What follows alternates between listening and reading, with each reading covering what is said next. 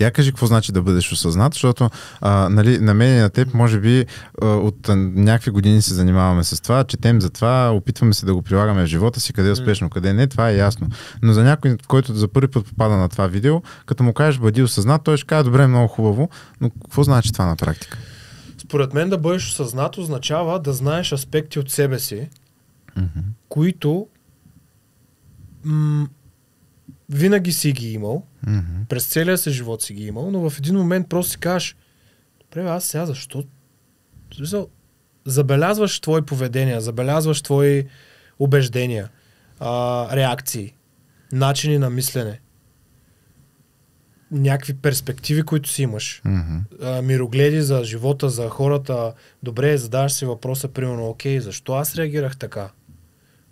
Може би нещо имам някакво убеждение на заден план, което по някакъв начин е стимулирало тая моя реакция. Да. Пример ти давам, аз имам такъв навик от време на време да, дори не се усещам, но от време на време с близките ми имам навика да им се репча. Да. Имам навика да им влизам остро и да им влизам на контра. Аз също. Което аз преди смятах за нещо нормално и не му обръщах внимание. Тоест аз не съм бил осъзнат. И в смисъл такъв, че просто не знаех, че го правя. Тоест до някъде осъзнатостта според мен означава да си една идея по-буден за това какво правиш, какво мислиш, какво се случва около теб и така нататък. Ставаш просто по-буден.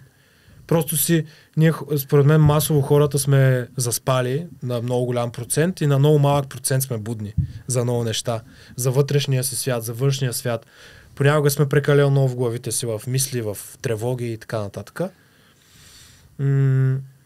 Това е според мен осъзнатостта и това да осъзнаваш тия неща. Като дори малък процент от хората, които са осъзнати по някакъв начин, са осъзнати през цялото време и нали, тук може би е хубаво това да споменем, ние не се имаме за будни или такива, които през цялото време са някакви безгрешни и така нататък, или някакви от 1% от населението, които са много готини. Да, не сме монаси или някакви духовни гурута, които ще ви продават лечебни камъни. Текстове, които като прочетеш, тук мога да наредиме ни камъчета.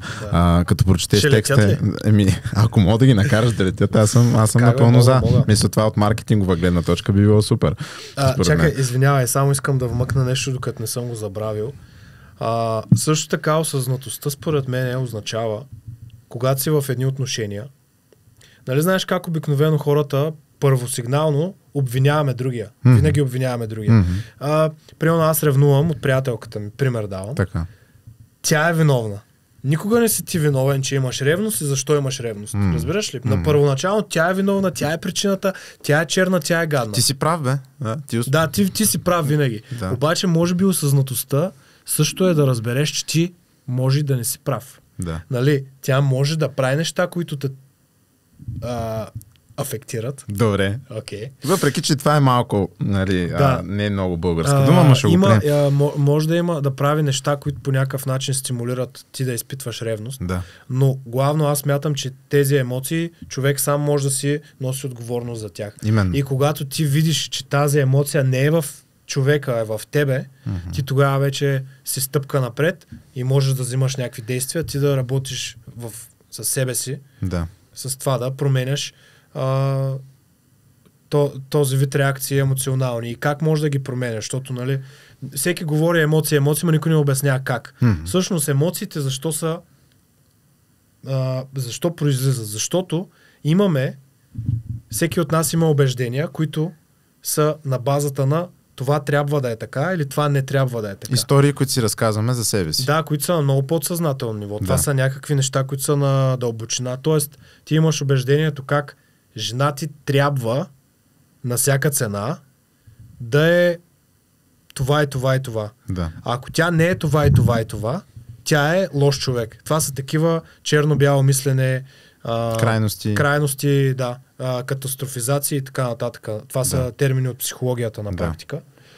в които аз доста така се откривам себе си. Спомням си в тази връзка нещо, което Джордан Питърсън каза, което ми хареса в един от своите разговори, че съответно, нали, аз не се съгласявам с всичко с него, просто в момента ми хрумна, че когато сме във връзка, ние създаваме един идеализиран образ на човека до нас, в който се влюбваме и трябва много да внимаваме дали ние сме във връзка с този идеализиран образ или ние сме във връзка с човека. Защото в момента, в който ние влезем в, примерно, ние си представяме момичето на мечтите ни или жената си представя мъжа на мечтите си, който може да във всеки един момент да реагира като мъжа на мечтите и обратно, нали? Да. Съответно, ние се влюбваме не в човека, ние се влюбваме в представа, която имаме в собствените си глави за това как трябва да изглежда човека до нас и ние се влюбваме в една илюзия. Ние не сме в реалността. Абсолютно. И ние се влюбваме, според мене, по-скоро изграждаме с тази илюзия, защото това е нещо, което ние дълбоко в себе си много искаме.